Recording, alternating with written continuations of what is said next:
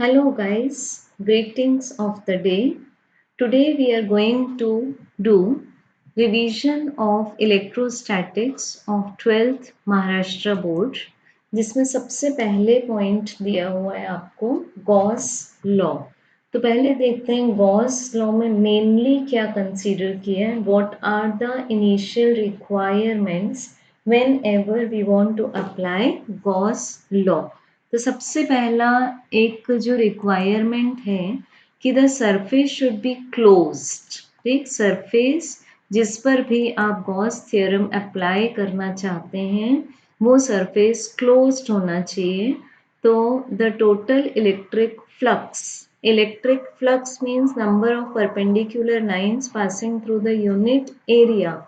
कि सपोज आपने एक प्रॉपर्टी पढ़ी हुई है पोनी, एक शॉर्टकट बताया हुआ है आपको इलेक्ट्रोस्टैटिक्स में। पोनी मीन्स पॉजिटिव चार्ज से आउटवर्ड लाइंस निकलेंगी। ये हम लोगों का क्लू है, so don't dare to write it in test. और नेगेटिव चार्ज में से इनवर्ड लाइंस पास होंगे।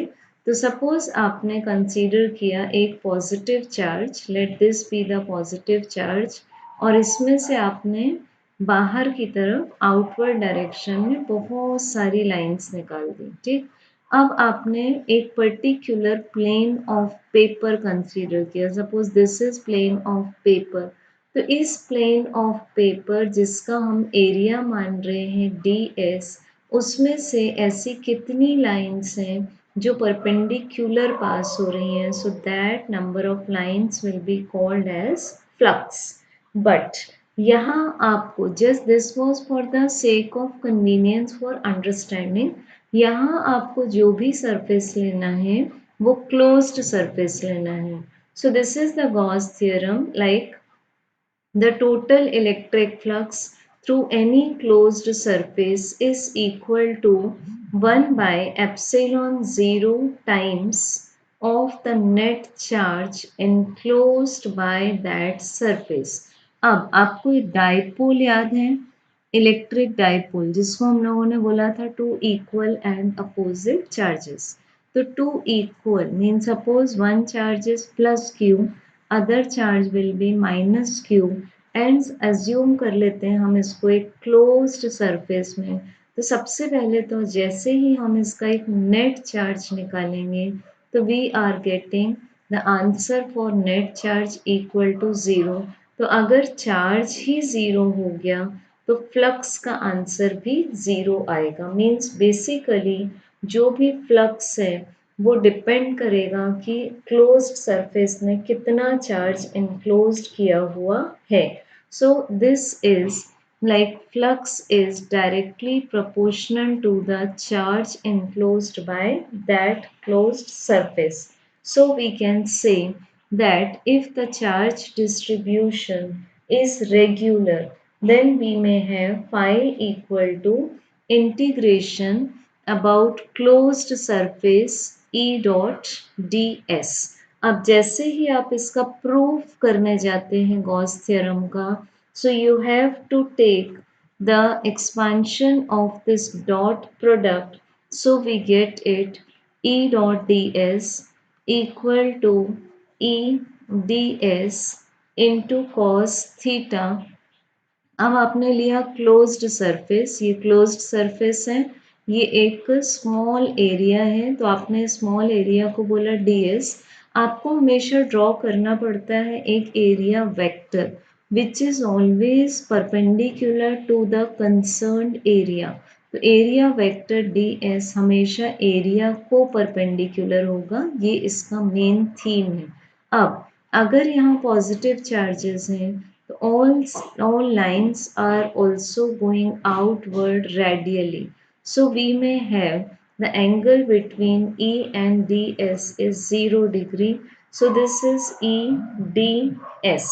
अब आपने पूरे के पूरे क्लोज्ड सरफेस के लिए ds की वैल्यू पुट की, when you integrate it like E integration of ds, so this is E into 4 pi r square, and when you put this value as q by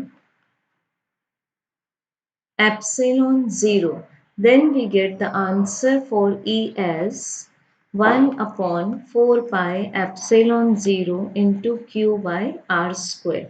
So इस वे में हम किसी भी एक पॉइंट से R distance पर intensity find कर सके.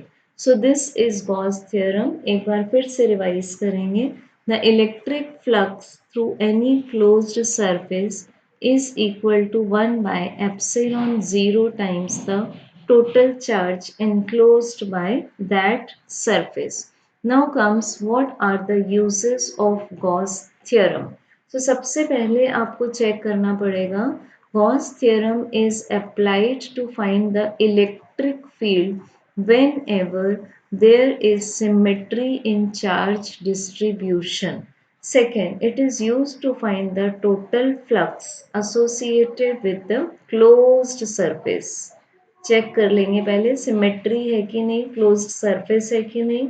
Then third is by applying Gauss law we can easily find out the electric intensity due to various kind of charge distribution. Next topic comes कि गॉस थ्योरम के applications क्या हैं. तो आपके textbook के according scope में Gauss theorem के तीन एप्लीकेशंस गिवन हैं.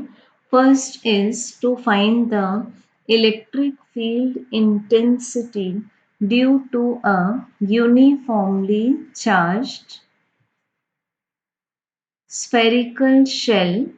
Spherical shell means hollow sphere. The second use is to find the electric field intensity due to an infinitely long straight charged wire.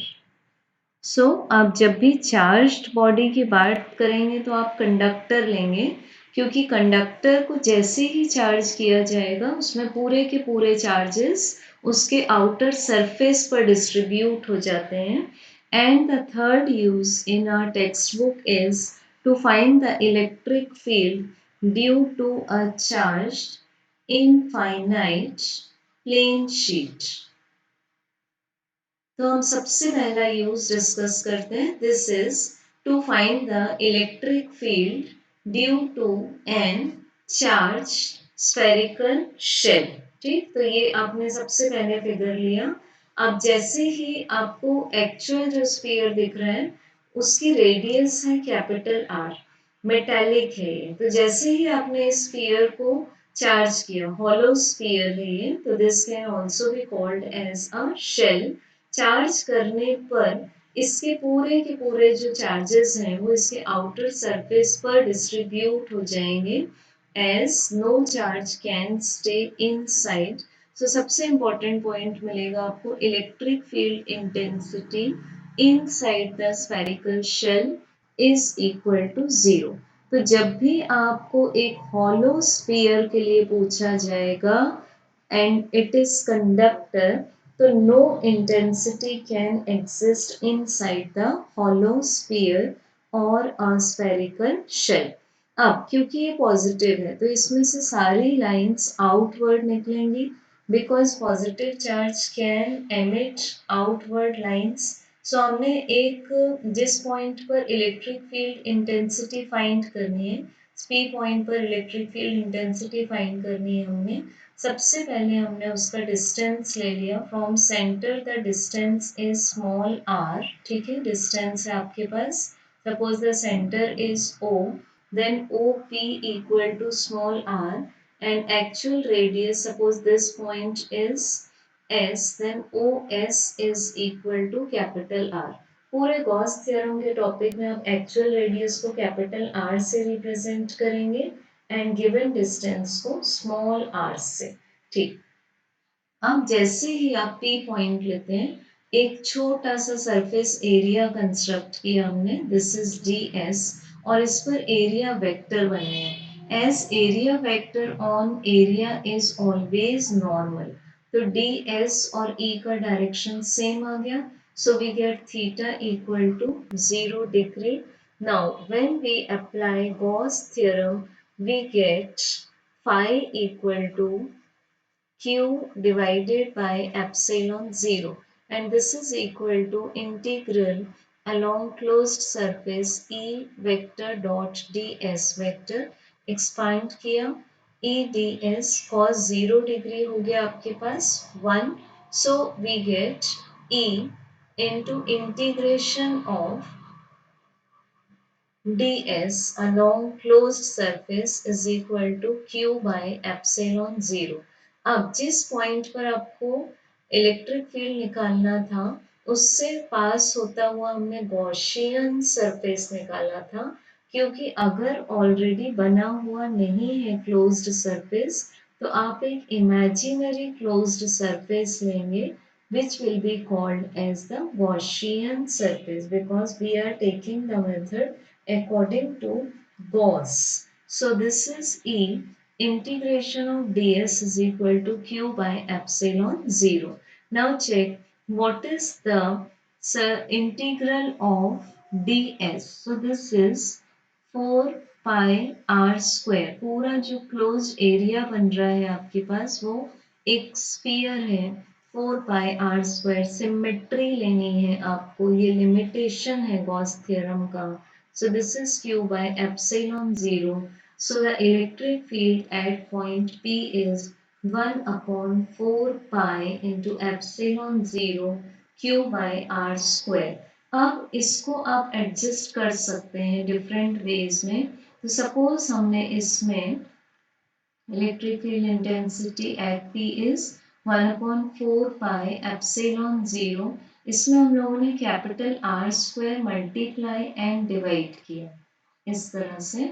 So you may have this is Q divided by 4 pi r square as the surface charge density. So another form is EP is equal to capital R square upon small r square. ये बचा हुआ है आपके पास 1 upon epsilon 0 into surface charge density का symbol use करते हैं हम sigma. So this will be the expression in other form. अब आपको इंटेंसिटी निकालनी होगी सरफेस पर, तो इसका आंसर आएगा 1 upon 4 pi epsilon 0 into Q upon given distance के प्लेस पर आप कैपिटल आर लेंगे. So this is capital R square. तो जैसे ही आप capital R and small R को इक्वल प्रूव करते हैं, so intensity becomes sigma upon epsilon 0. ठीक. एंड एक पॉइंट आप देख चुके हैं, शेल में किसी भी इनसाइड पॉइंट पर इलेक्ट्रिक इंटेंसिटी का आंसर आएगा 0 because no charge is existing inside. Now this is the second use of Gauss theorem given in Maharashtra textbook of 12th class. There is an infinitely long straight charged wire. तो हम मान सकते हैं इसको cylinder. इसमें भी जब same way में जाकर आप गॉस थ्योरम प्रूव करेंगे, so you get the answer for electric field intensity as lambda divided by 2 pi epsilon 0 into small r. फिर से आपको जिस पॉइंट पर इंटेंसिटी निकालनी है उस पॉइंट का एक्सिस से डिस्टेंस एज्यूम कर लेंगे हम small R and we will assume actual radius as capital R. So this is also the result. So we can write it as E cylinder, or this is E due to long straight wire. Now the third use is to find the electric field intensity due to a charged infinite plane sheet.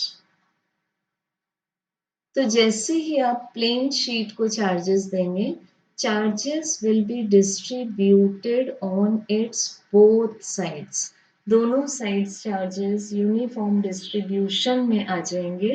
तो suppose हम एक point लेते हैं P जिस पर हमको find करनी है इलेक्ट्रिक फील्ड इंटेंसिटी. तो पहले P से पास होता हुआ एक क्लोज्ड सरफेस बना लेंगे, सिमेट्रिक डिस्ट्रीब्यूशन लेना है।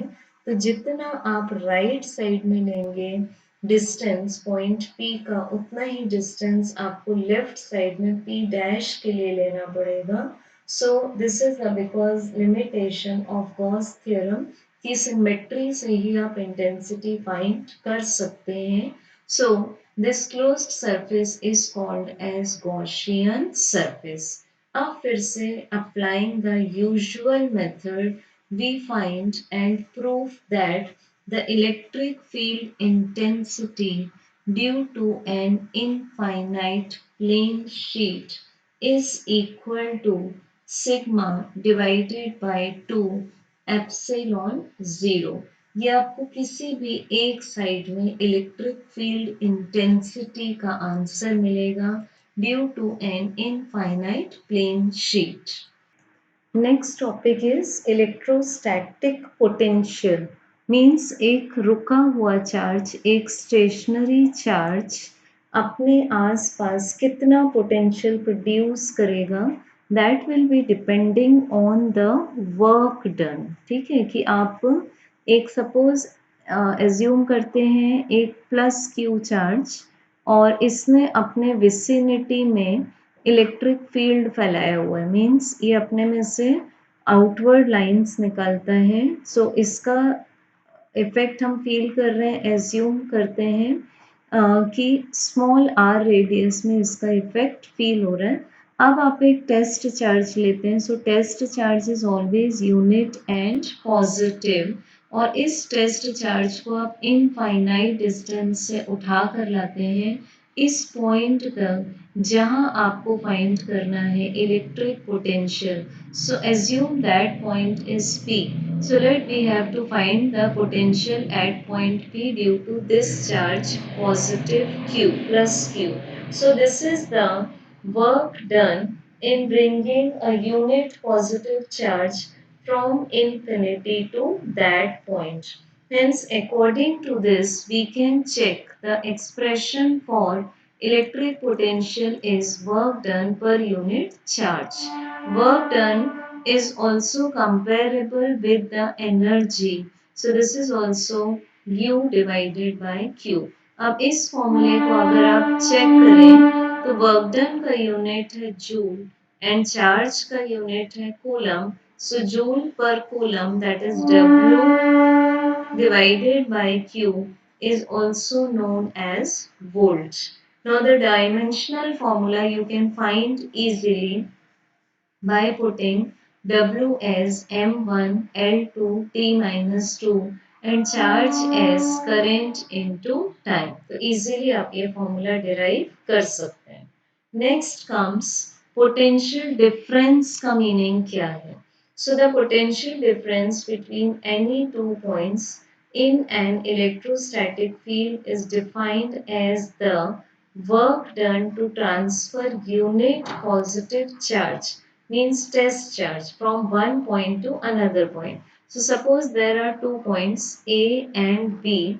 A से आपने टेस्ट चार्ज को उठाया और आपने उसको शिफ्ट किया B पॉइंट तक, तो कितना वर्क करना पड़ा, that will be called as the potential difference between the points A and B.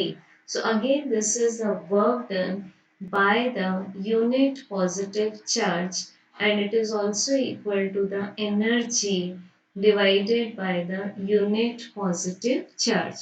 So again, the difference, potential difference, gives us the unit of volt or joule per coulomb. Now we have to find the electrostatic potential due to a point charge. तो assume करते हैं point charge लिया आपने plus Q and centered है, because by the word we are speaking it as that it is a point charge, और इससे आपको r distance पर means A point पर potential find करना है। So when we derive expression by the basic expression that electric potential is equal to the work done by the test charge, we get the answer as 1 upon 4 pi epsilon 0 into जो charge आपने move किया divided by the distance asked. So as we can see that the electrostatic potential is inversely proportional to the distance and surely dependent on the charge. तो ये मिल गया आपको answer. Now अगर अब आप दोनों का चेक करना चाहते हैं graph that is electric intensity. So it is given by 1 upon 4 pi epsilon 0 into q by r square, and electric potential is related as inversely proportional to r. We can get these two graphs when we discuss the graph between E and R. So the dark graph gives you the graph between electric intensity and the distance, whereas the dotted graph gives us the graph between electric potential variation with respect to the distance. So we may check that both the graphs are cutting each other at certain point. Let this is the point of intersection. तो जब आप इस distance पर check करेंगे, check at certain distance, suppose this is R0, then electric potential as well as the electric intensity will be same at this point. तो suppose आप assume करते हैं एक sphere, ठीक है, conducting sphere assume किया आपने, तो उसके surface पर electric potential as well as the electric intensity will be exactly equal. सो अब आप चेक कर चुके हैं electrostatic potential due to a point charge at distance r from it is inversely proportional to the distance given in the question. Now in the second case we have to find the electrostatic potential due to an electric dipole. तो सबसे पहले हम फिर से basic लेते हैं. What is an electric dipole? So di means two, pole means polarity. So this is a system which will contain two equal and opposite charges. तो assume कर लो आप कि एक चार्ज है, एक पॉइंट चार्ज है minus Q and another point charge is plus Q, और इनके बीच की लेंथ को हम बोलेंगे dipole length. So this system will experience an electric dipole moment which is represented by the symbol P. It is a vector quantity and it is directed from minus charge to plus charge. तो अगर आप इसका direction check करेंगे तो minus Q से plus Q की तरफ जाएगा और इसके आंसर में आएगा the magnitude of either charge into the dipole length between two electric charges. So as according to the formula, its unit will be coulomb into meter क्योंकि Q and 2L are multiplied. So I will suggest you to practice complete derivation of this dipole. तो आपके पास एक dipole में ये है positive charge plus Q and another is the negative charge minus Q. आपने इसका centre लिया, so let this centre is taken as O, और जिस पॉइंट पर आपको पोटेंशियल फाइंड करना है उस पॉइंट को आपने डायपोल के सेंटर से ज्वाइन कर दिया. ठीक है, अब ये पर्टिकुलर एंगल लिया हुआ है आपने theta. So we get electrostatic potential at any point due to an electric dipole is V equal to 1 upon 4 pi epsilon 0 into P cos theta divided by R square, where P is the electric dipole moment. Expression हम already लिख चुके हैं, charge into dipole length. और आपके पास जो angle है कि आपने जो सेंटर ऑफ द डायपोल को ज्वाइन किया था टू द कंसर्न पॉइंट जिस पर हमको फाइंड करना है electric potential, so that is making that line OP is making angle theta with the axis of the dipole. तो अब चेक करते हैं what is the axis of the dipole. आप जब दोनों चार्जेस को ज्वाइन करते हैं तो the line joining both the charges is called as axis of the dipole.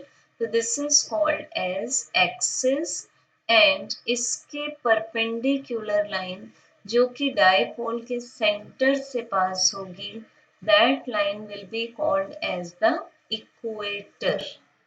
ठीक, तो आपके पास एंगल आ चुका है theta.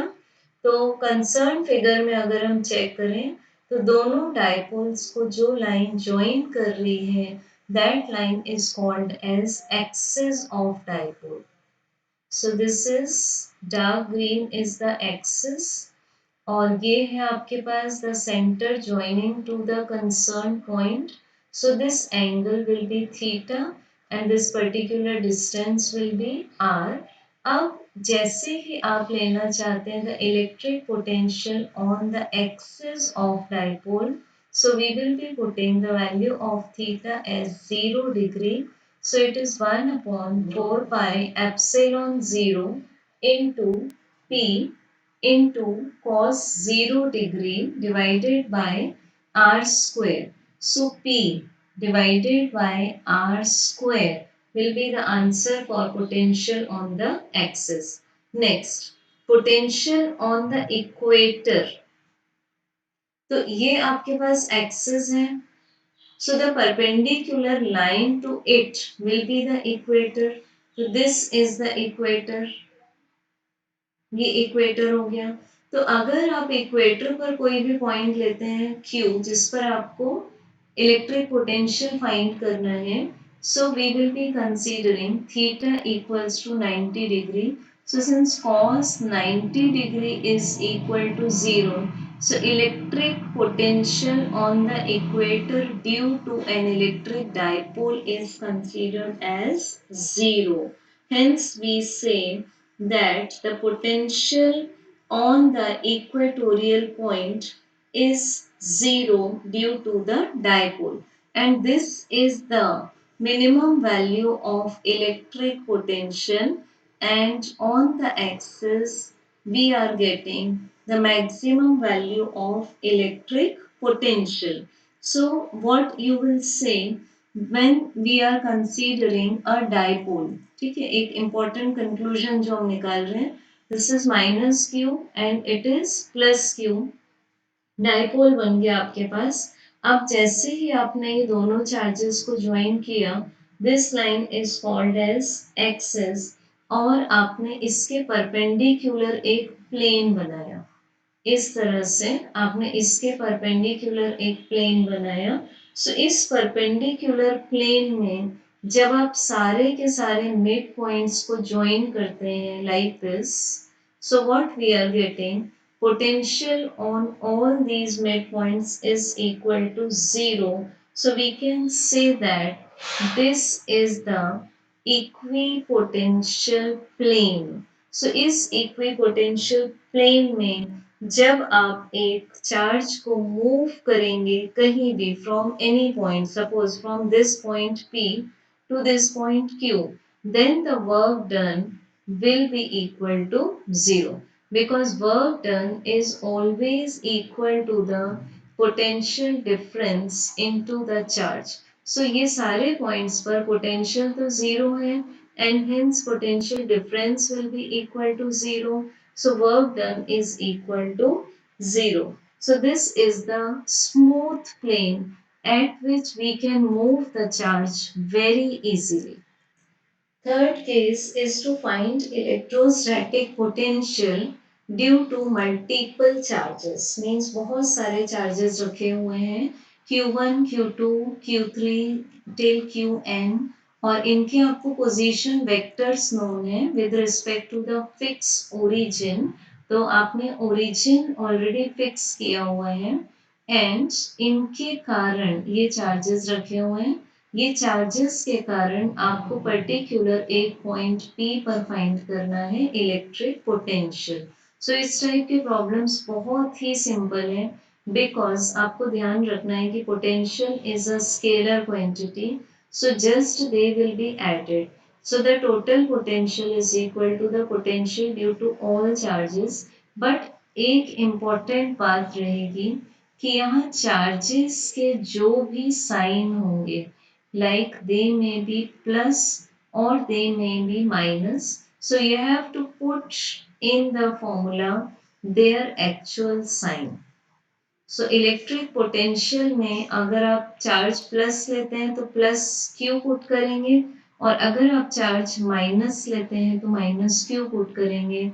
Example, we are taking a system in which we are taking +4 coulomb and -5 coulomb, and suppose the distance is 2 meter and we have to find the electric potential at the middle point, suppose M। तो इसको हम assume करते हैं Q1 and this is assumed as Q2। So बहुत simple question के according the electric potential at point M will be the electric potential due to Q1 plus due to Q2। अब इनका जैसे ही आप फॉर्मूला पुट करेंगे 1/4πε0 into Q1 के place पर +4 कूलम अपॉन डिस्टेंस के प्लेस पर 1 मीटर, बिकॉज Q1 से M तक का डिस्टेंस 1 मीटर है और Q2 के प्लेस पर आप रखेंगे -5 कूलम अपॉन Q2 से भी M का डिस्टेंस है 1 metre, so this is 1 metre. So answer will be just इसके प्लेस पर आप पुट करते हैं 9 into 10⁻9 into 4 minus 5 is -1. So this will be -9 into 10 to the power 9 into 1 and the unit will be volt। तो इस according जैसे ही आप टोटल एक्सप्रेशन लेते हैं the electric potential due to multiple charges will be 1/4πε0 into summation of all the ratios of Q1 upon R1 plus Q2 upon R2 plus Q3 upon R3 and so on। So ये आपके पास total expression आएगा as just we will be adding all the potentials but with the proper polarity of electric charges whether they are positive or negative। Now अब हमने electrostatic potential पढ़ लिया, electric field पढ़ लिया, दोनों के एक्सप्रेशन पढ़ लिए। अब आता है उनके बीच में relationship. So because the topic going on is electrostatic. Electro means आपको बताया हुआ है चार्ज, स्टैटिक मीन्स जब वो रेस्ट में रहेगा। तो जब एक प्लस क्यू चार्ज रेस्ट में है तो वो अपने विसिनिटी में अपना इलेक्ट्रिक फील्ड फैला रहा है। सपोज आपने इतना पार्ट कंसीडर किया कि इतने पार्ट में उसने इलेक्ट्रिक फील्ड फैलाया हुआ है। तो पर्टिकुलर पॉइंट जब हम कंसीडर करते हैं, let we assume that point B and independently point A. तो इनके बीच में जब आप electric potential and electric intensity निकालते हैं तो रिलेशनशिप क्या आएगा? So the first relationship is called as in the form of integration. So we can convert this into differential calculus. Hence we can define the electric intensity as the negative gradient of electric potential with respect to the distance। So in this way आपको कोई भी problem given हो आप differentiation या फिर integration के form में कर सकते हैं। But if the integration or differential calculus is not needed, like suppose electric intensity is just a constant, उस समय आप डायरेक्ट फॉर्मूला लगा देंगे V equals to minus of E into the distance which is in discussion। तो आपके पास ये जो V is equal to minus E D है ये तब अप्लाई होगा जब electric field at a point और electric potential at a point are constant. But if the electric field is an dependent quantity, like depend करती है वो x Y and Z पर, और आपको एक्स एक्सिस में उसकी वैल्यू मिलती है ई एक्स, वाई में ई वाई एंड जेड में E Z, then you can integrate it with respect to the partial parameters and then can find the electric potential. So यहाँ जो discussion है that is only along x axis, but be ready for this problem in which electric field intensity is given in space, means 3D coordinates. Next, equipotential surfaces, नाम से समझ में आता है कि ऐसे surfaces जिस पर पोटेंशियल सेम होगा, मीन जिस पर V सेम होगा हर पॉइंट पर, those will be called as equipotential surfaces. So this is the locus of all points in a medium at which electric potential remains same is called equipotential surface. तो सबसे पहले हम लोग एक point लेते हैं centre of the system, so let this is the centre of the system. अब इससे आप डिफरेंट डिस्टेंसेस ले रहे हैं, सो दैट ये देखिए आपने एक स्फीयर के जब सारे बाउंड्री पॉइंट्स लिए, बिकॉज आर इज सेम, तो इन सारे पॉइंट्स पर पोटेंशियल सेम होगा, because the electric potential due to a point charge is 1 upon 4 pi epsilon 0 into q by r. तो potential basically depend हो गया inverse relationship of r. So if for this boundary r is same, the electric potential will be same. So हम ये पूरे के पूरे जो concentric, जैसे आपने इसको बोला this is surface number 1, now this is surface number 2, this is surface number 3, it is surface number 4. तो surface 4 के जब आप सारे points consider करेंगे तो potential same आएगा, surface 3 के सारे points consider करेंगे potential same आएगा. So this is the important point. If R is constant, then V will be constant. Hence, equipotential surfaces of single point charges are concentric spherical surfaces centered at the charge. But for a line charge, the shape of equipotential surface is cylindrical. तो suppose आप जब जब एक line distribution consider करते हैं charges का, तो आप जो गॉसियन सरफेस बनाते हैं, those are the cylindrical Gaussian surfaces, इस तरह के। तो ये जो आपके पास इक्विपोटेंशियल सरफेसेस आएंगे in the case of a line charge, those will be the cylindrical surfaces. Now a very important conclusion: if points P and Q lie on an equipotential surfaces, तो equal potential होंगे, means potential at P is equal to potential at Q. Now, what is the expression for work done to take the unit positive charge from P to Q or from Q to P? This is equal to the potential difference into the charge. तो because equipotential में potential difference तो zero हो चुका है, so this is 0 into Q means 0. So this is very smooth condition in physics.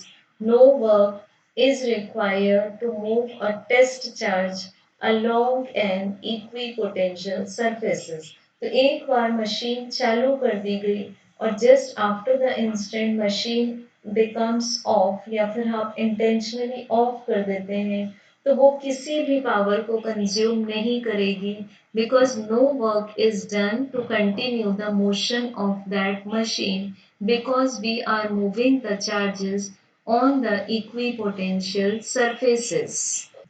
सो जब आप work ही नहीं कर रहे हैं एक पॉइंट से दूसरे पॉइंट तक मूव करने के लिए, so we can also say that, because आपके पास फॉर्मूला था v is equal to E into D, तो अगर आप कैलकुलस फॉर्म में लेते हैं, so v is equal to W by Q known है हमें, तो we can write also that D W is equal to E dot D X. ठीक, अब आपने वर्क डन का आंसर बोल दिया कि 0 and work done is also scalar quantity, so it means E D X cos theta equal to 0 means E 0 नहीं हो सकता, डी एक्स 0 नहीं हो सकता, इट मीन्स cos थीटा 0 हो गया। तो cos थीटा पहली बार कब 0 होगा means what will be its principal value, that will be 90 degree.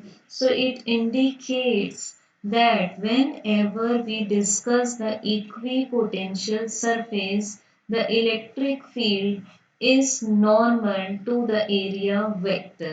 So this is electric field intensity and this is the area field vector. So we are taking the angle between both the vectors as 90 degree. Next comes equipotential surfaces for a uniform electric field. As we know that uniform electric field is always shown by parallel and equispaced lines। तो यहाँ हम लोगों ने parallel and equispaced lines draw की हुई हैं। तो जब पहले वाला डेरिवेशन डिस्कस करते हैं अगर हम कि electric field is perpendicular to D X, so we are taking the same fact over here and we get that equipotential surfaces for the uniform electric field are always perpendicular to the direction of electric field intensity. Now comes, this is the equipotential surfaces for a dipole. तो फिर से एक बार dipole theory को revise करें, a set of two equal and opposite charges, तो ये आपने लिया minus Q charge and this is the plus Q charge. अब याद करें ट्रिक पोनी मीन्स पॉजिटिव चार्ज में से आउटवर्ड लाइंस निकलेंगी, तो ये पॉजिटिव में से सारी लाइंस आउटवर्ड निकल रही हैं और निगेटिव चार्ज की तरफ लाइंस इनवर्ड होंगी।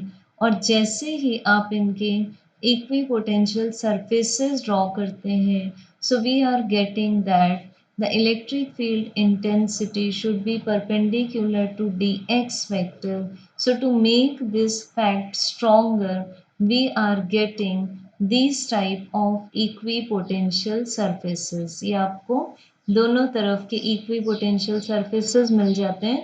तो सपोज आपको पूछा हुआ है कि what is the work done to move from point M to point N? So your answer will be work done to move from point M to point N by a unit charge or by a unit positive charge is equal to 0, as these are equipotential surfaces, so that potential difference will be 0। तो इस type के conceptual और एप्लीकेटिव questions आपको competitive exam में भी आ सकते हैं। Now this figure shows the equipotential surfaces for two identical positive charges। अब जैसे पहले वाले फिगर में आपने जो चार्जेस लिए थे वो प्लस एंड माइनस लिए थे, तो ऑब्वियसली उनके बीच में अट्रैक्टिव फोर्स भी लगेगा। इस फिगर में आपने दोनों चार्जेस को पॉजिटिव लिया हुआ है। Same will be the theory applicable when two negative like charges are there। तो ये पॉजिटिव पॉजिटिव एक दूसरे को रिपल करेंगे, सबसे बड़ा कंसेप्ट। तो रिपल्शन के कारण एज वेल एज ये पॉजिटिव है तो इसमें से निकलने वाली इलेक्ट्रिक लाइंस ऑफ फोर्स बाहर जाएंगी, रेडियली आउटवर्ड जाएंगी। So we may assume that due to the effect of repulsive forces and due to the effect of lines directed outward, we are getting these types of, ये पूरा आपको combined मिल चुका है equipotential surface. अब अगर फिर से आपको एग्जाम में इसके बारे में पूछा जाता है that let this point is P and another point is M, so what is the work done to take the unit positive charge from point P to point M? So numerical answer will be 0 because there is no potential difference between these two points। Now we are taking two plain metallic plates। So suppose this is plate 1 and this one is plate 2 और हमको इनके बीच में check करना है electric field और potential when plate 1 is connected to positive potential and plate 2 is connected to negative potential. तो इनके बीच में सबसे पहली बात है जो चार्जेस हैं वो इंड्यूस पोलराइज्ड इस फॉर्म में आ जाएंगे because we are taking too much gap between two plates. So because यहाँ पर एयर है बीच में तो करंट कंडक्शन नहीं होगा। तो आप इस केस को भी एक एग्जाम्पल लेकर चलेंगे इलेक्ट्रोस्टैटिक्स का। सो चार्जेस आके यहाँ पर प्लस चार्जेस इकट्ठे हो जाएंगे एंड यहाँ इकट्ठे होंगे इंडक्शन से माइनस चार्जेस अंदर वाले सरफेस पर। तो जो आपको लाइंस मिलेंगी वो पैरेलल एंड इक्वी स्पेस्ड मिलेंगी directed from plate 1 to plate 2 and everywhere we can consider a layer of equipotential surfaces. So this is the equipotential surfaces between two plane metallic sheets. Now let we consider just the plate. हम लोग एक right plate consider करते हैं और एक plate को हम replaced कर देते हैं by the charged metallic sphere. जो लेफ्ट साइड की प्लेट थी उसके प्लेस पर आपने एक चार्ज्ड मेटालिक स्फीयर रख दिया। अब जो भी मेटालिक स्फीयर है वो अपने चार्जेस को अपने आउटर सरफेस पर स्प्रेड कर देता है। तो इसके जो चार्जेस थे वो सबके सब चार्जेस बाहर आ गए। तो आपको जो इलेक्ट्रिक लाइंस ऑफ फोर्स मिलेंगे वो रेडियली आउटवर्ड मिलेंगे। So you are getting this type of equipotential surfaces due to the radial outward electric lines of force in the case of when we replace one of the plate or one of the sheet by a charged metallic sphere. So check this, they are diverging out from the charged metallic sphere. Now the next topic comes as electrical energy of two-point charges, multiple charges and of a dipole in an electrostatic field. तो already electrostatic field prepared है और उसमें आपने two point charges रखे। वो two point charges के magnitude different हो सकते हैं और अगर वो two point charges equal and opposite हैं then you call it as a dipole provided a certain distance is maintained. तो इस कंडीशन में बहुत सारे आपको 5 केसेस गिवन है यहाँ पर। तो इस हर एक कंडीशन में इलेक्ट्रोस्टैटिक एनर्जी और इलेक्ट्रिकल एनर्जी का आंसर क्या होगा। हर बार आप इलेक्ट्रिकल एनर्जी का आंसर निकालेंगे कि आपको पॉइंट चार्जेस को गैदर करने में मीन्स असेंबल करने में टोटल कितना वर्क करना पड़ा that will be called as the electrostatic potential energy.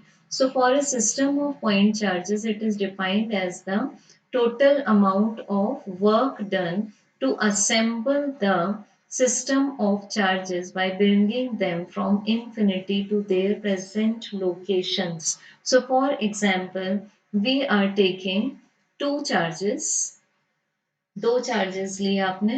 Suppose the charges are Q1 and Q2 and we are taking a space means 3D system ले रहे हैं। This is X Y and Z axis. अब आप दो charges लाते हैं और दो charges Q1 and Q2 को आप A एंड B पोजीशंस पर फिक्स कर देते हैं like this is point A and this is point B।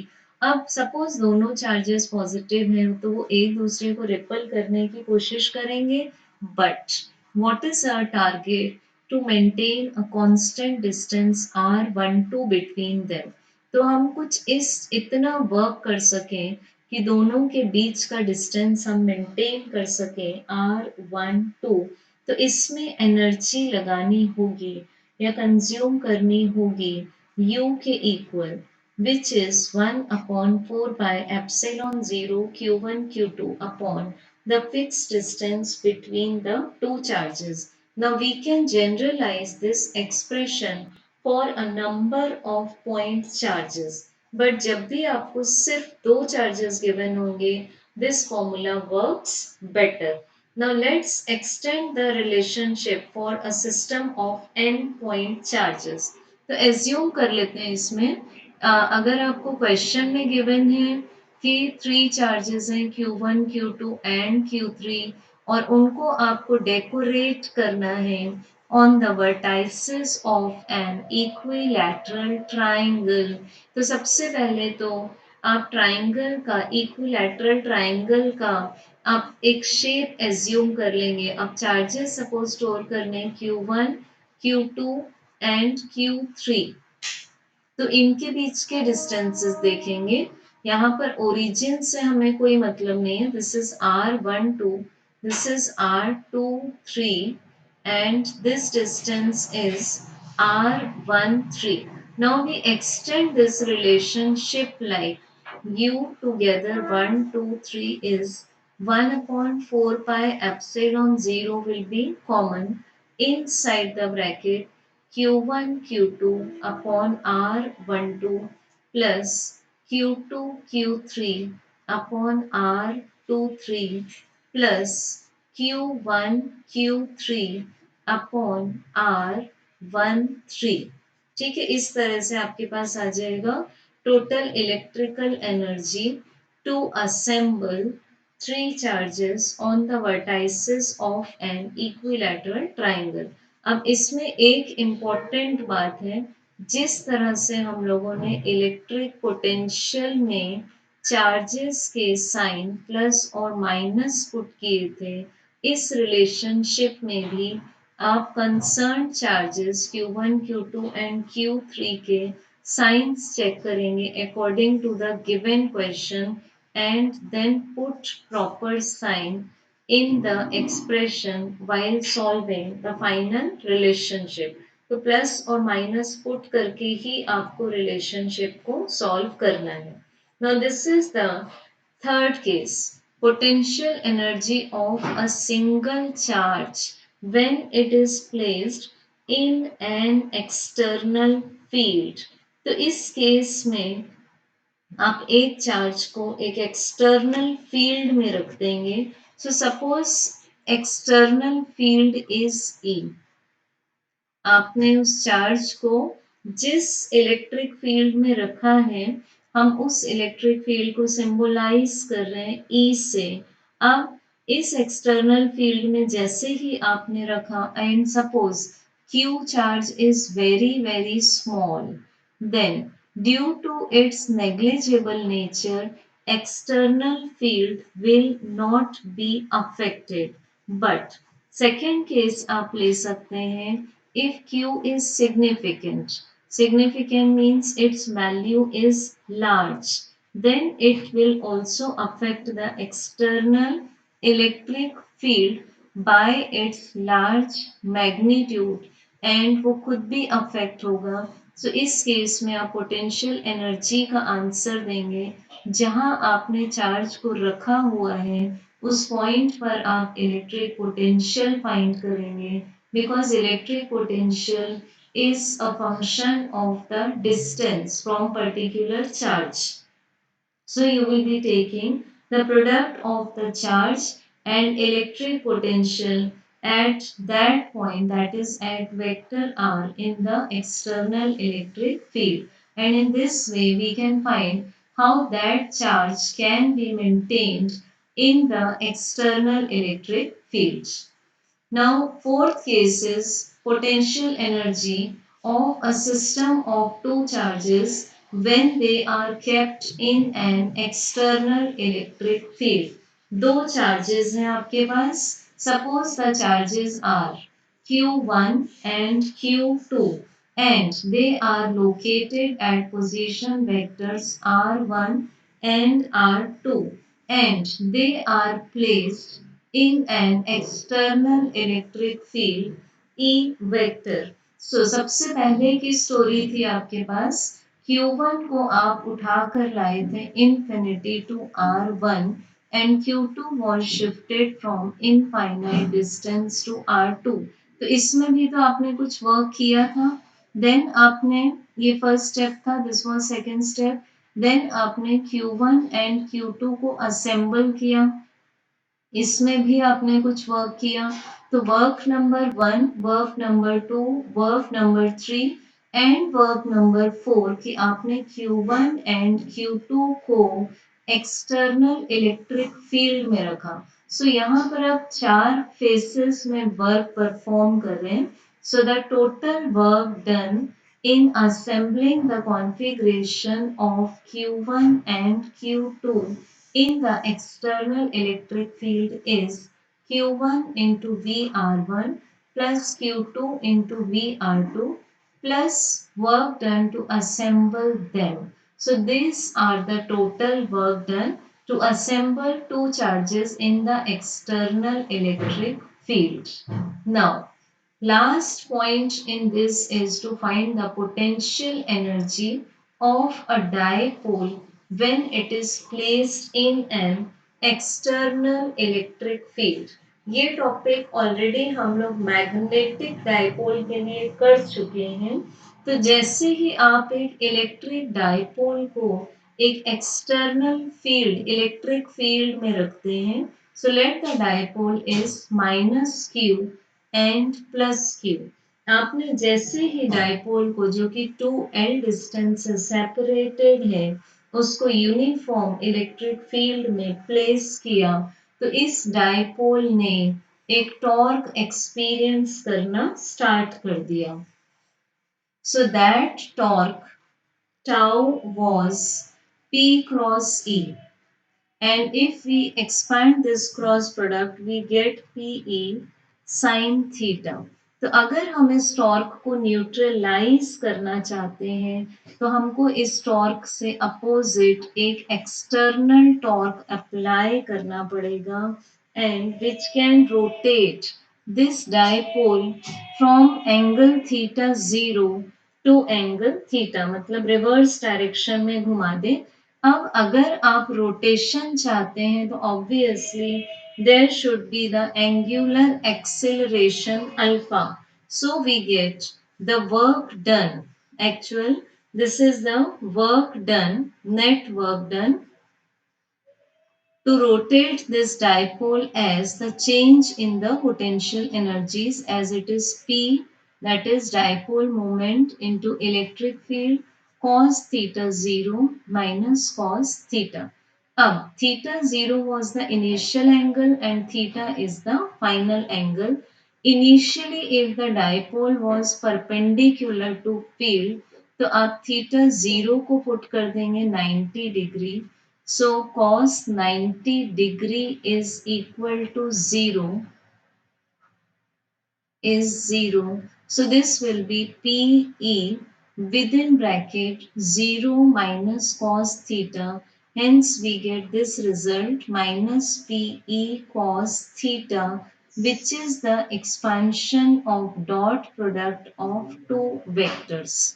So according to this, we may have various conditions given in the question.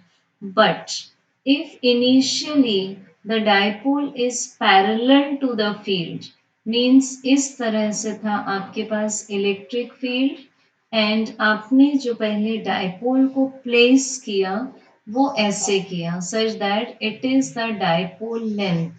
So if this is parallel to the field, then we may have theta 0 equal to 0, and since cos 0 degree equal to 1, so this will be PE within bracket 1 minus cos theta.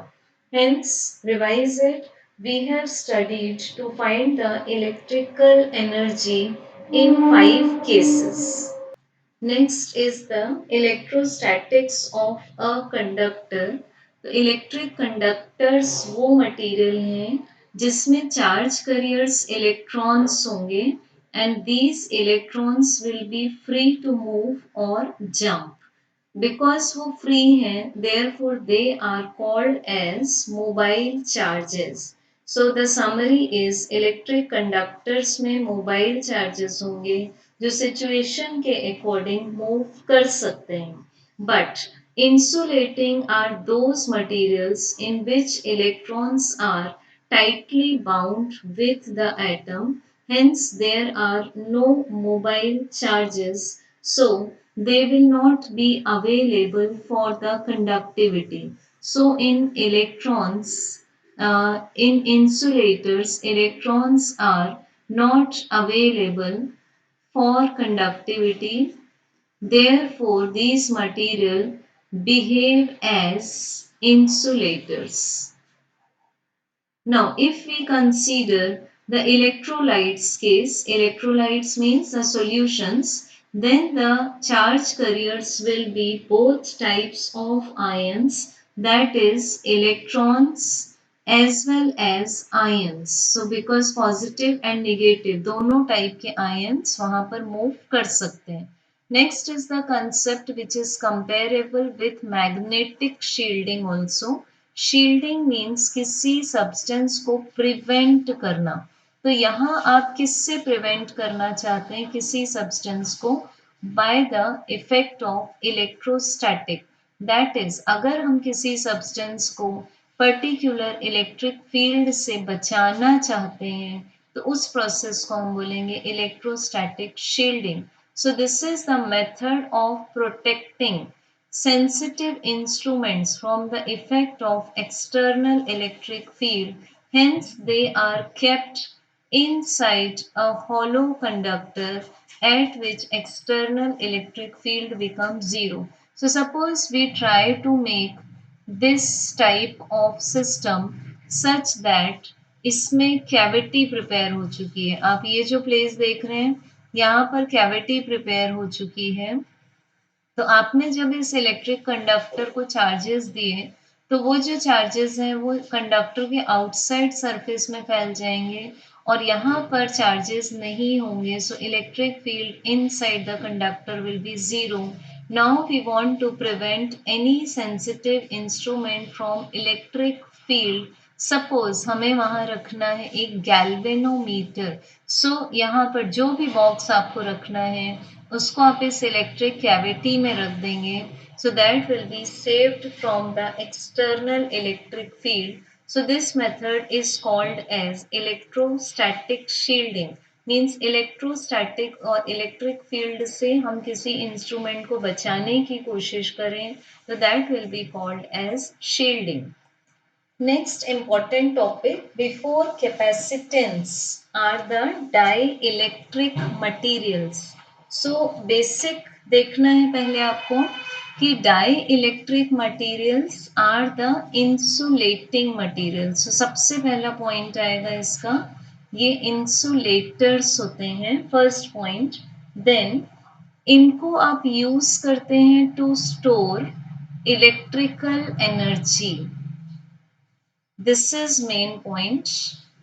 अब electrical energy किस तरह से store करेंगे क्योंकि जैसे ही इन substances को हम external electric field में रखेंगे there positive and negative charges will be displaced in the opposite direction to that of the external electric field.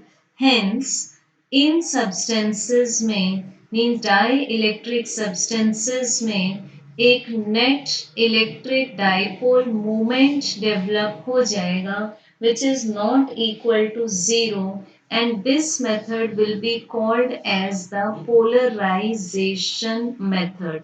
Means polar हो जाएंगे पॉजिटिव एंड निगेटिव पार्ट्स उनके अलग अलग हो जाएंगे. सो पॉजिटिव एंड निगेटिव मतलब दो पार्ट्स दो टाइप के चार्जेस अलग अलग हो गए तो आपने उनको बोल दिया डाई इलेक्ट्रिक मटेरियल्स. बट ये ध्यान रखना है आप ऑर्डिनरी सिचुएशंस में डाई इलेक्ट्रिक्स को नहीं पहचान पाएंगे जब तक आप उनके ऊपर एक्सटर्नल इलेक्ट्रिक फील्ड अप्लाई ना करें.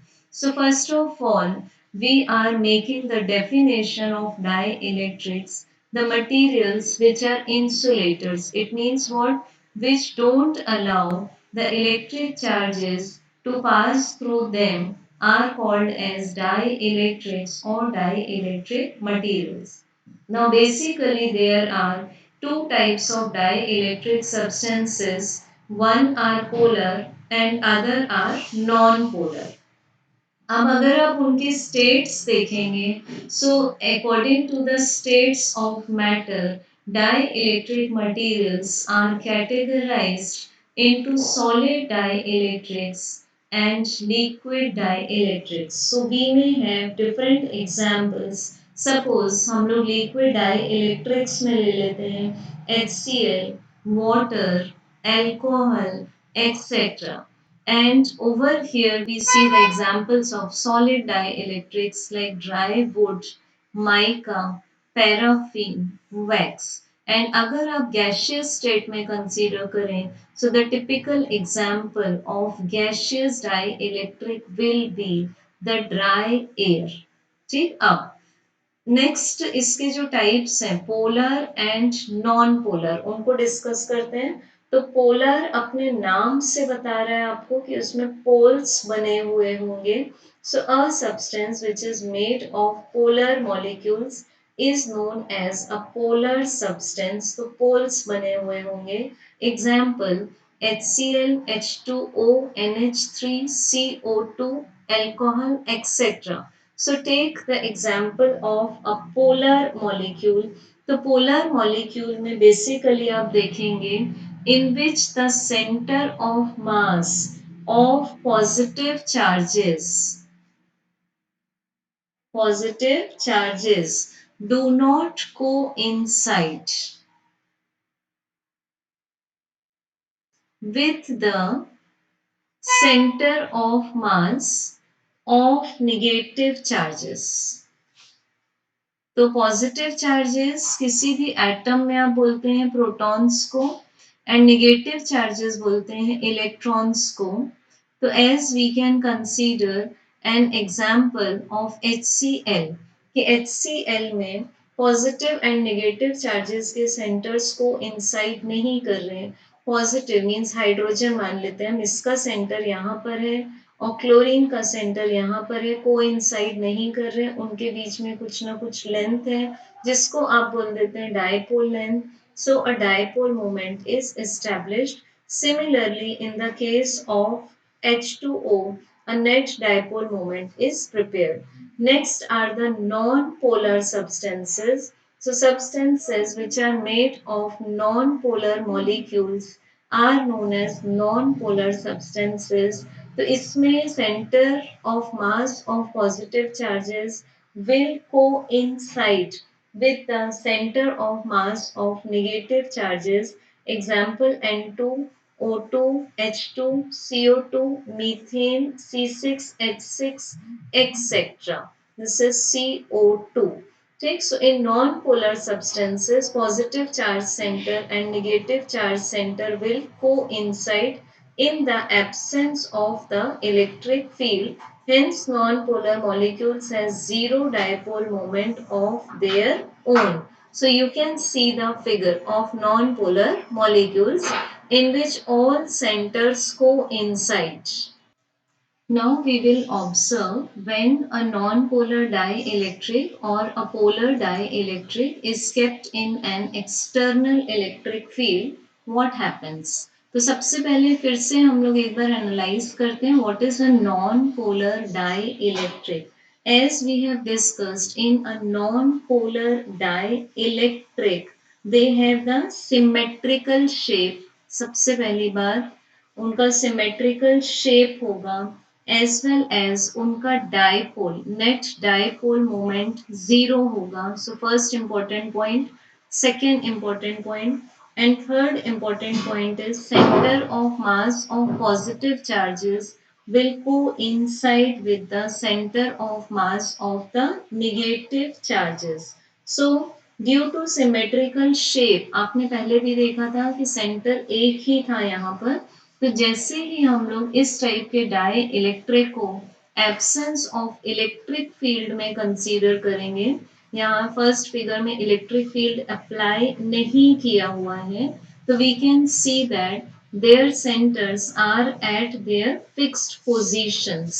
Still उनके पास एक नेट टाइनी डायपोल मोमेंट है हर एक मॉलिक्यूल के पास में। अब आपने उसको एक्सटर्नल इलेक्ट्रिक फील्ड के प्रेजेंस में रख दिया। So centre of each atom, एक एक एटम का जो सेंटर है उसके पास पॉजिटिव चार्जेस हैं और इलेक्ट्रॉन्स बाहर घूम रहे हैं, रिवॉल्विंग स्टेट में हैं।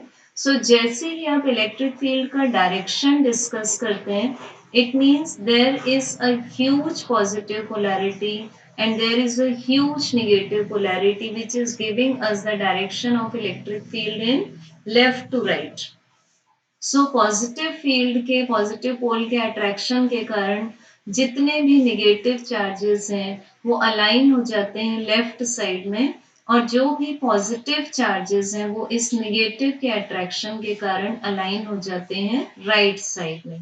Hence what happens, the dipole moment in each atom is produced, so each atom will behave as a tiny dipole और सबके डायपोल्स ऐड होकर, बिकॉज आप चेक कर सकते हैं हर एक में जो डायपोल मोमेंट होगा that will be from left to right because dipole moment is from negative charge to the positive charge. So सबके जो इंटरनल डायपोल मोमेंट इस्टेब्लिश हुए हैं that is called as the induced dipole moment.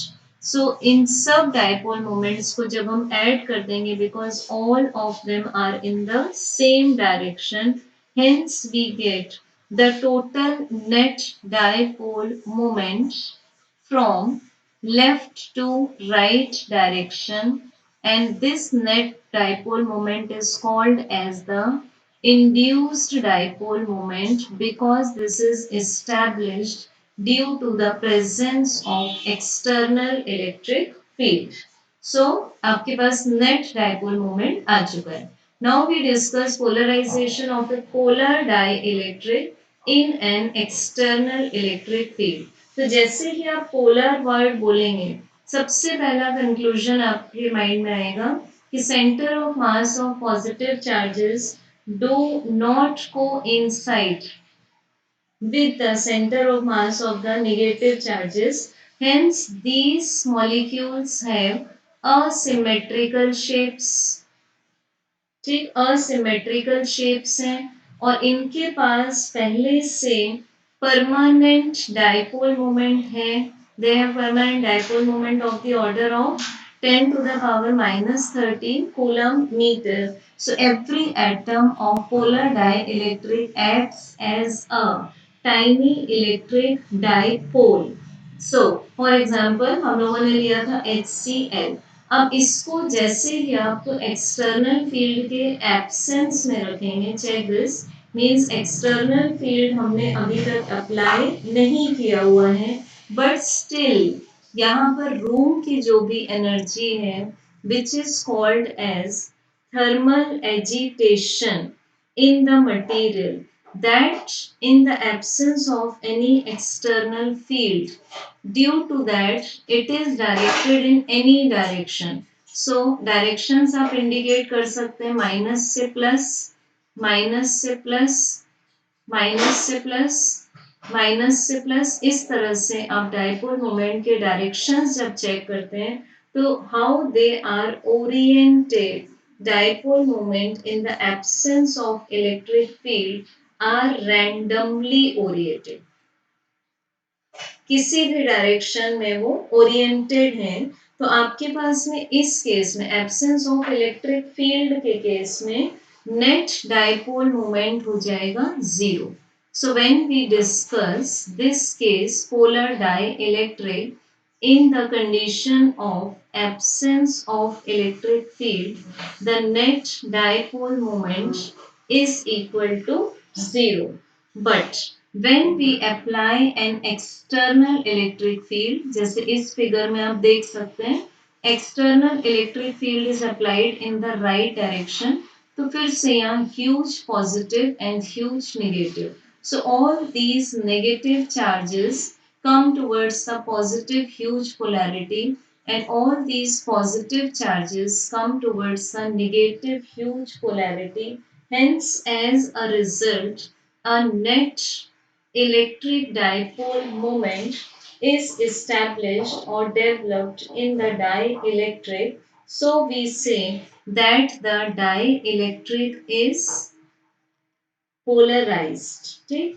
But polarisation depend करेगा external electric field के extent पर. So we define on the basis of this, we define a new quantity which is called as polarization, and we denote it by capital letter P vector.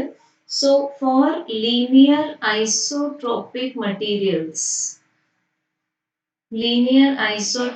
materials, we have polarization directly proportional to the electric field applied. So we get proportionality constant as psi e, where we get this psi e as the electric susceptibility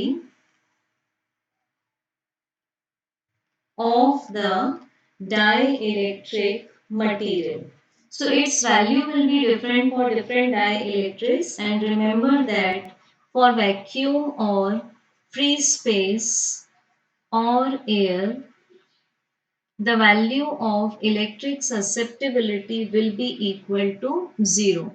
So polarization is also called as polarizability भी बोल सकते हैं. तो polarisation directly proportional हुआ electric field के. मतलब आप जितना स्ट्रॉन्ग इलेक्ट्रिक फील्ड लगाएंगे उतना ही स्ट्रॉन्ग पोलराइजेशन प्रोड्यूस होगा.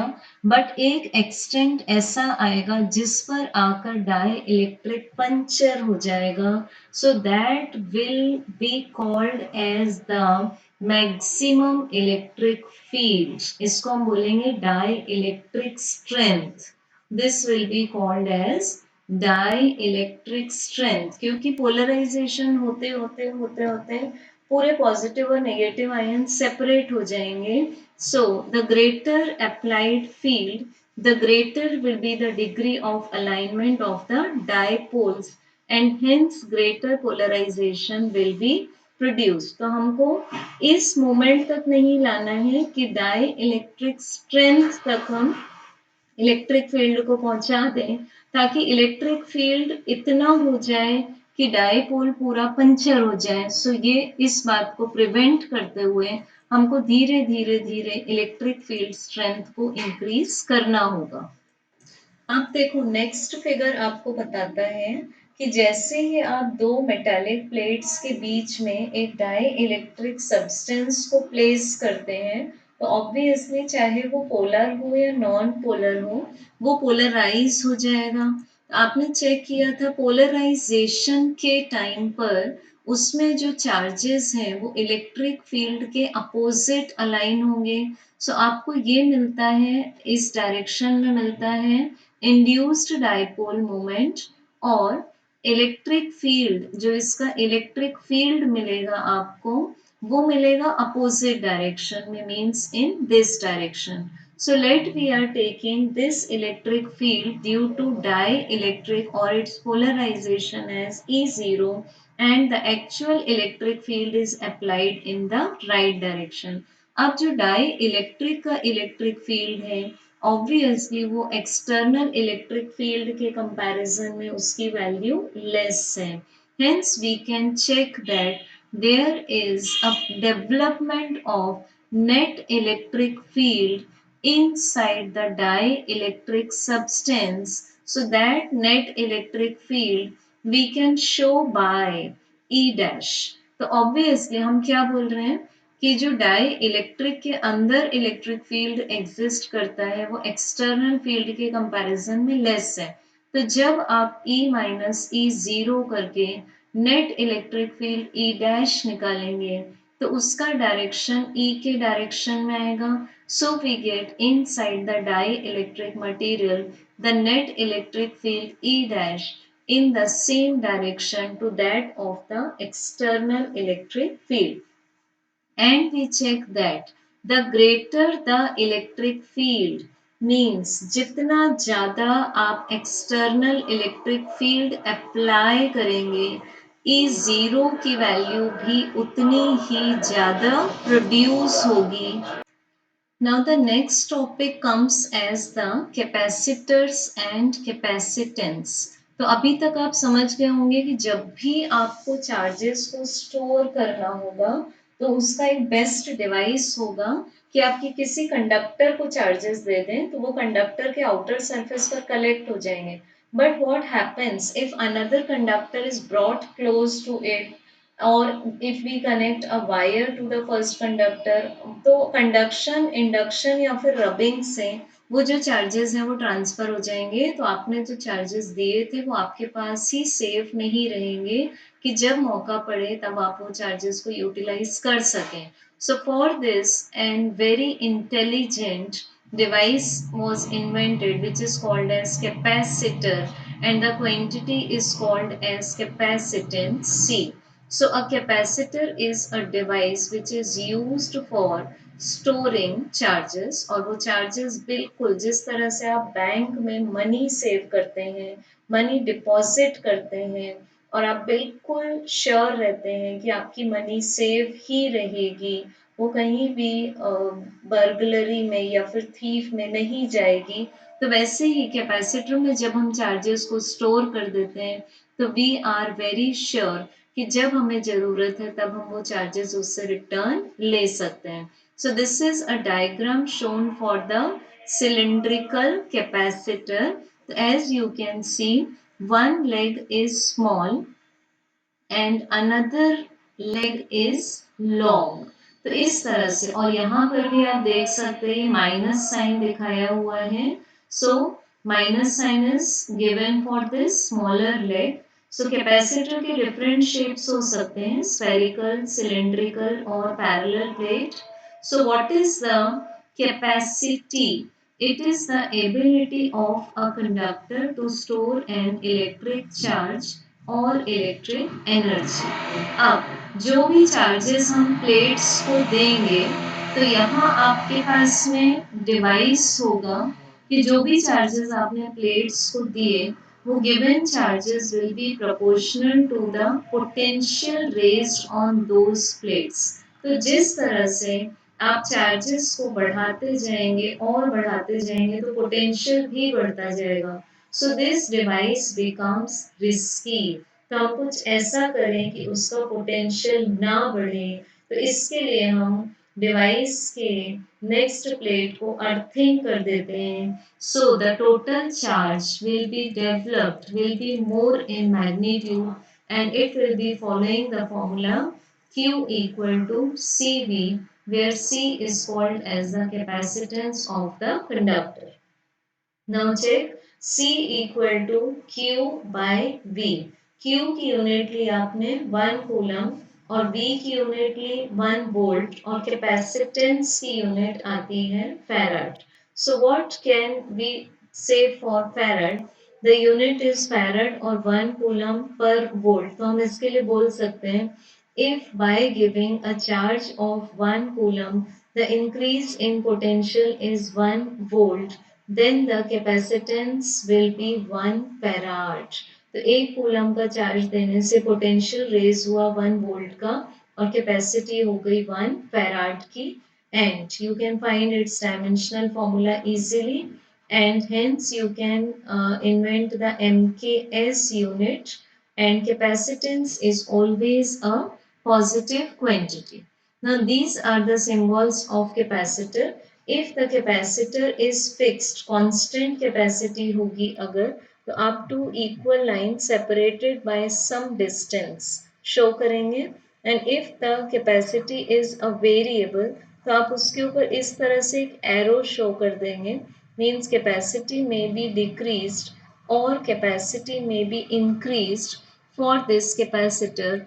Hence its capacity is a variable quantity. अब कैपेसिटर हम यूज क्यों करते हैं?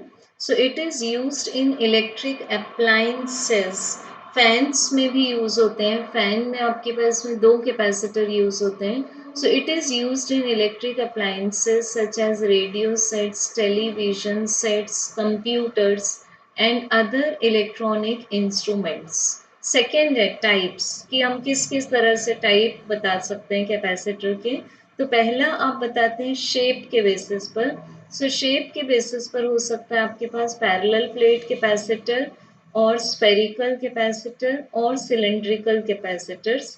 एंड सेकेंड है आपने उन दोनों प्लेट्स के बीच में कौन सा डाई इलेक्ट्रिक मीडियम इंसर्ट किया है, उस बेसिस पर हो सकता है electrolytic capacitor, paper capacitor, mica capacitor, and ceramic capacitor.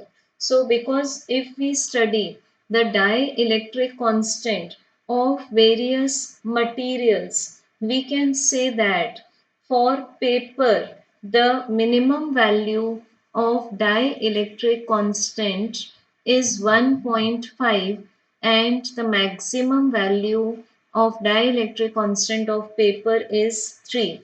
If we consider mica, the range is from 4 to 9. And if we consider porcelain, the value is from 5 to 6.5. If we consider metals, the dielectric constant of metals is equal to infinite. But if we consider air, the dielectric constant of air or vacuum is taken as 1. Minimum value भी 1 and maximum value भी 1. तो air के die electric constant को तो हम बढ़ा नहीं सकते, बट हम मटेरियल जरूर चेंज कर सकते हैं. So based on this again the types of capacitor will be electrolytic, paper capacitor, mica capacitor और ceramic capacitor. अब आता है आपके पास first type based on the shape. सबसे पहला टाइप है आपके पास पैरेलल प्लेट कैपेसिटर. इसमें दो प्लेट्स होंगे. Suppose this plate is P and this black plate is Q.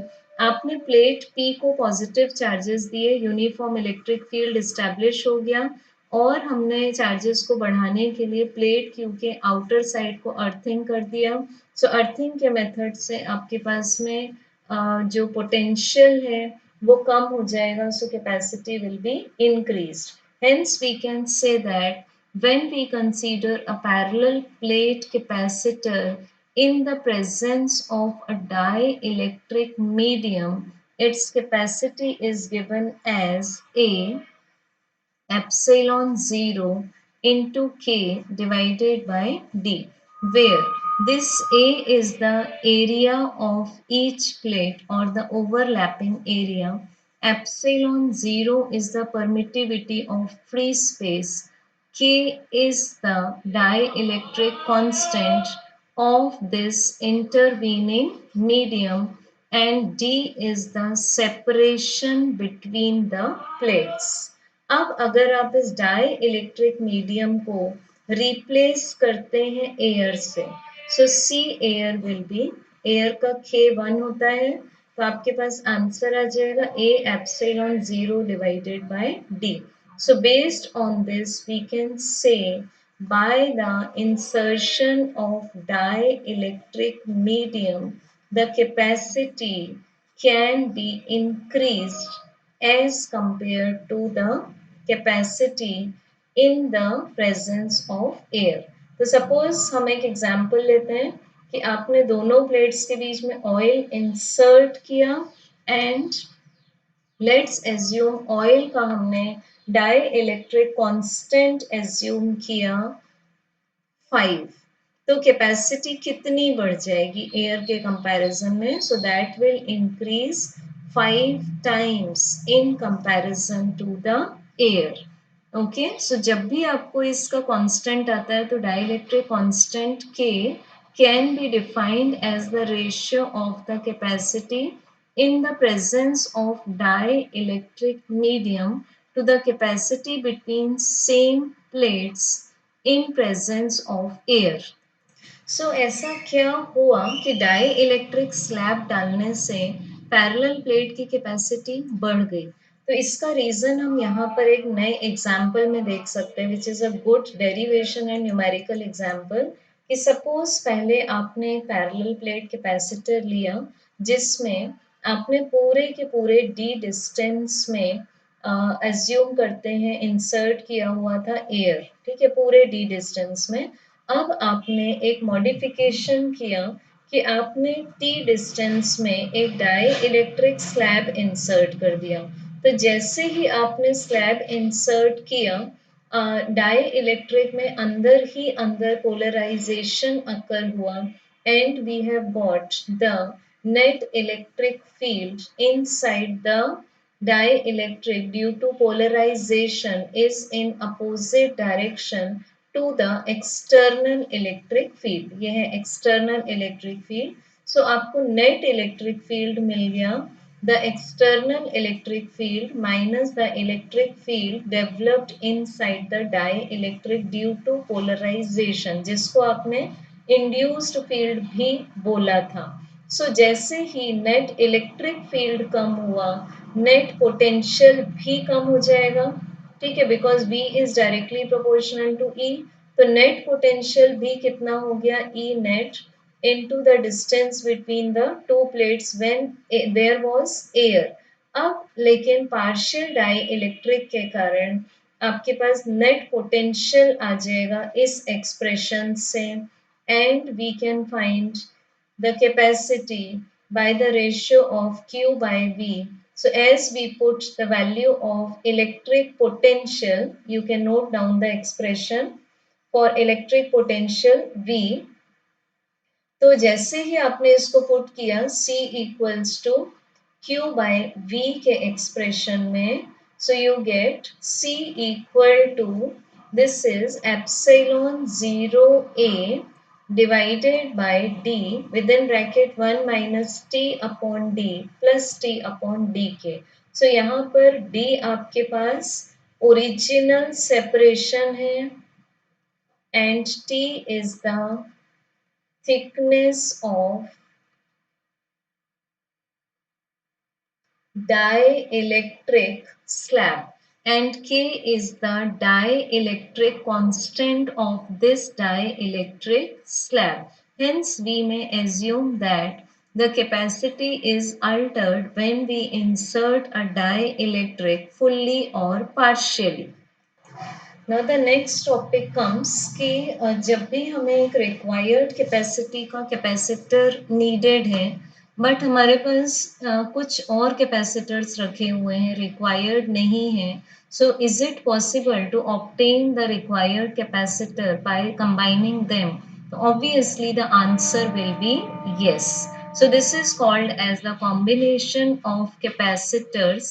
It may be of two types. One is the series combination and another is the parallel.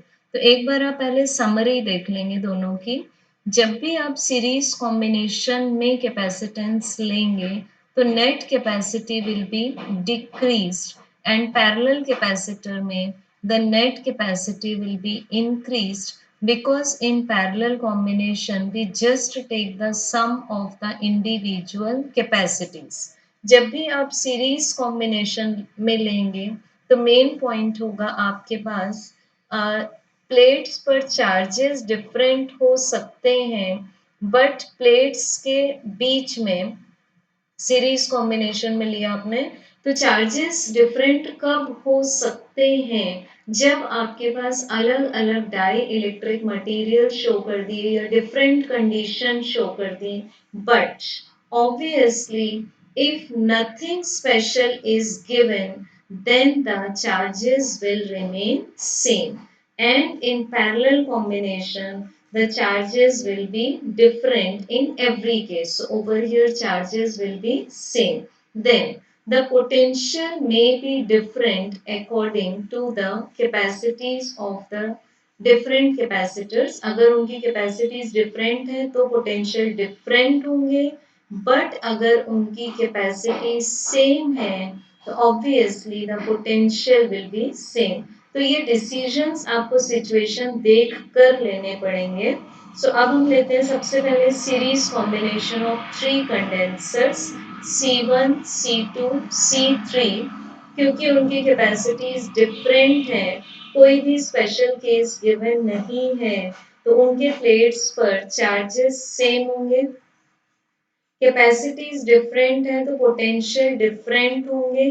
आप जब पूरा derivation करेंगे, because this is just the revision session, you can practice derivation from another individual video और from your text book.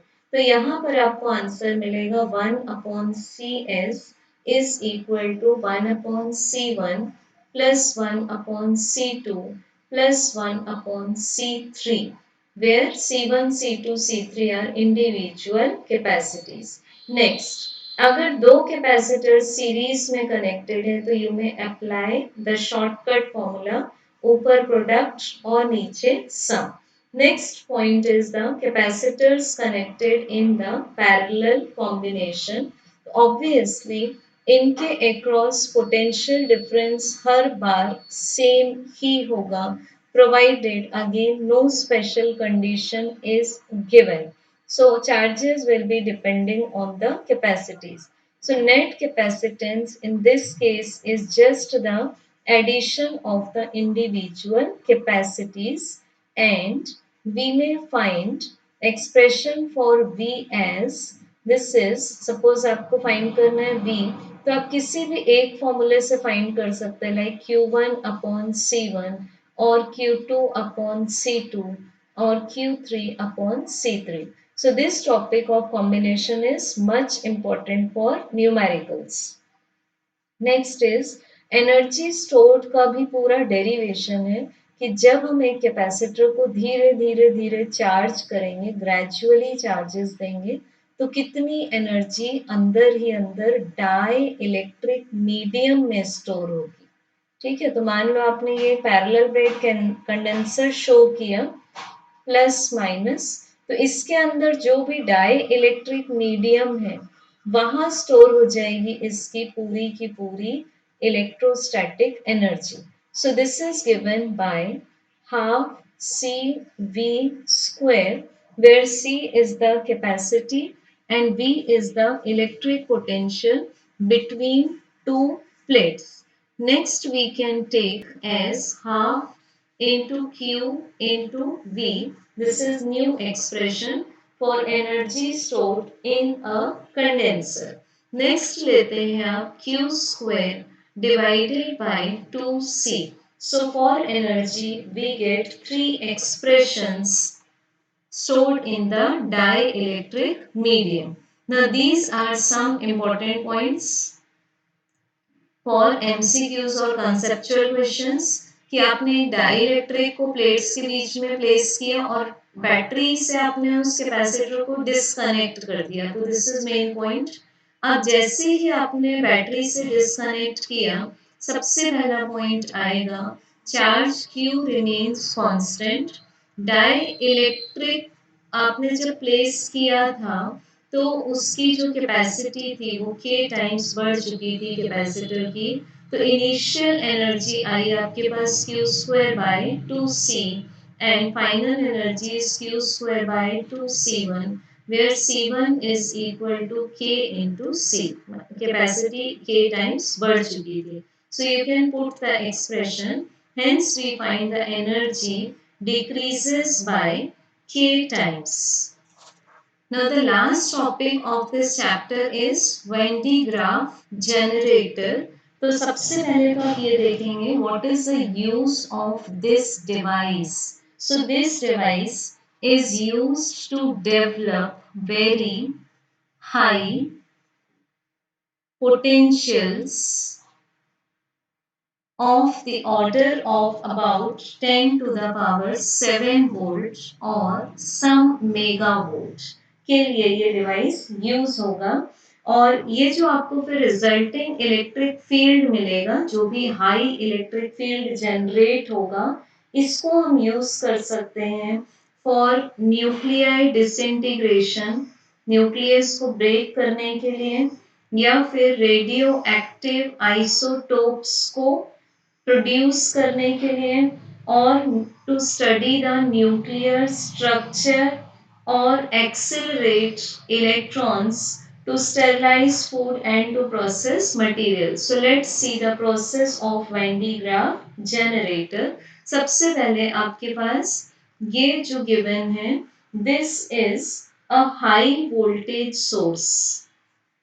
So this is DC and it is about 50 kilovolt, that is 50,000 volt, and another end is earthing.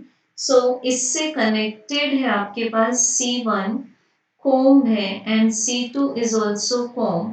HVR से connect किया हुआ है हम लोगों ने एक comb और एक endless belt है which is passing through pulleys P1 and P2. P1 and P2 में से होकर एक endless, ये आप देख रहे हैं, ये एक endless belt निकल रही है by passing through the pulleys P1 and P2, and this belt is made up of the insulating material.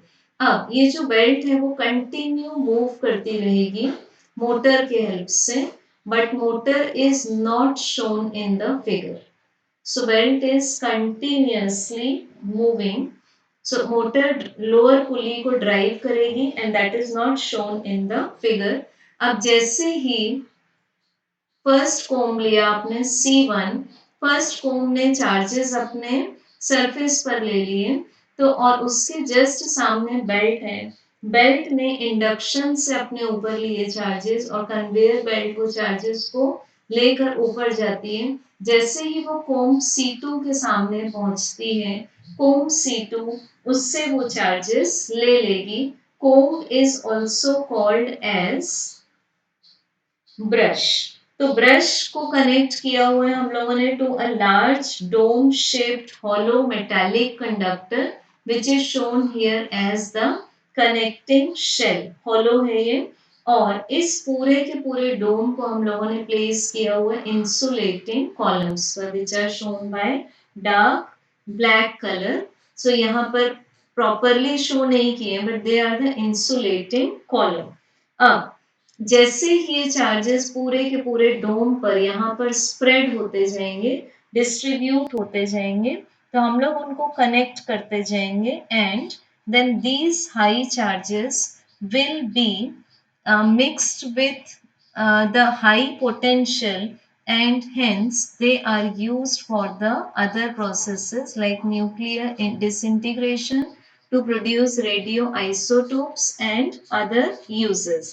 So we can use high energy charged particles with the help of Van de Graaff generators.